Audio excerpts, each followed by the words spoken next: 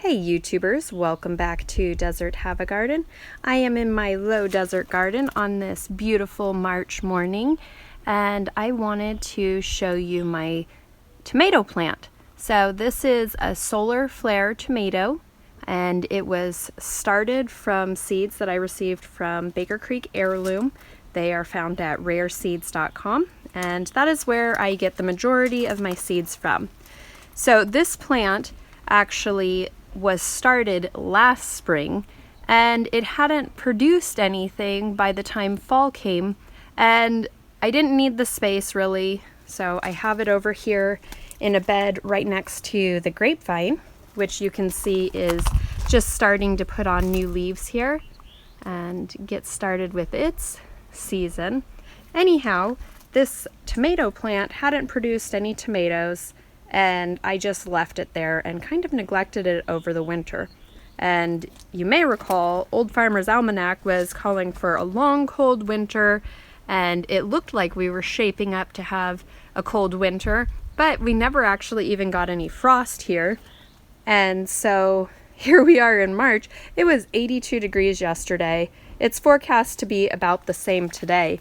And so we're definitely into our spring season.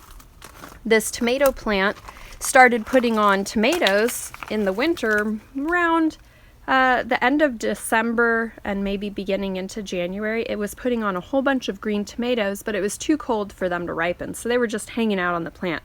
And then when our temperatures started to rise, now we have red tomatoes. And you can see that this plant is just covered in tomatoes, and they are in different stages of ripening. And this plant, because it had grown so big, it had fallen over and it was just hanging in the dirt. And you can see I'm going up over my head now. This plant way up there is about 7 feet up, and it was hanging all over the place. Anyways, 2 weeks ago we came out here, my husband and I, and we rigged up this. We already had this beam here because that supports the grapevine, and so we added a couple of supports across here that go to a little shed that we have here, and we put those there and started hanging twine loops in order to secure the plant up and get it up off the ground and kind of sort it out. The tomatoes were all over the place, tangled in there. I couldn't get in, and so by pulling it up and giving it support, it allowed more air to get through. It also allowed us better access to the tomatoes as they're ripening. And additionally, we went through and thinned out a lot of the greenery that wasn't needed. And so the plant could put more effort into ripening tomatoes and making good tomatoes. And here we are in March, and we have so many tomatoes. It is just awesome. I love this plant.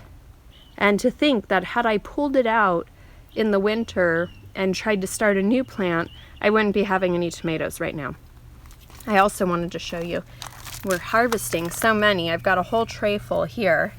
And so I'm getting them off really quickly in order to prevent any birds, because I did see this last week that one of the ripe tomatoes had been pecked by a bird. And so kind of when they're about this stage, getting really orange, I pull them off. And you can see why they're called solar flare. I mean, just look at that beautiful coloring. And they have these stripes, some lighter color orange stripes and the bright red. And I wanted to slice into a tomato for you so you can see the beauty of the inside of it. These are an heirloom variety, and just look at that beautiful peel. It's nice and soft. They do have a tendency to split on the blossom side, and so let me see if any of these are split. Yeah, see, this one is split. They really have a tendency to do that, but I have found that it hasn't really affected the quality and the taste of these, as long as there's no bugs or anything inside there. And so I slice them up and check them out. Let me slice into this for you.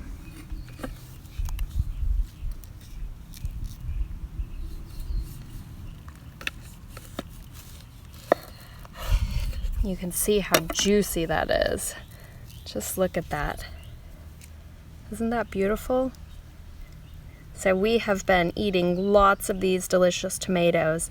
They are too soft to be a good canning variety, so we're just gobbling up as fast as we can. The kids love them. They may sprinkle a little salt on them or just eat them plain, and you can pretty much put tomatoes on everything. I mean, really, they are delicious.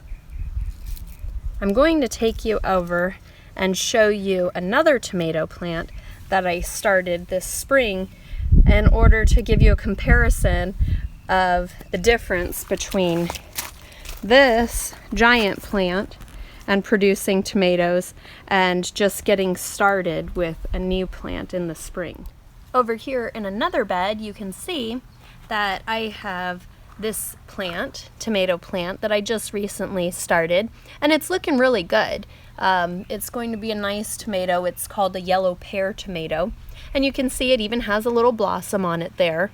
But look at that, no tomatoes yet. So I feel like the moral of the story here is maybe tomatoes in our area are actually perennials and not annuals. So I'm going to see just how long I can keep this tomato plant going and producing, and see if we can just keep enjoying tomatoes on it. And I expect that it won't go into the following year, but you never know. I'm willing to find out. I hope you guys enjoyed this video on solar flare tomatoes, and give me a thumbs up if you did, and subscribe for more updates in the future.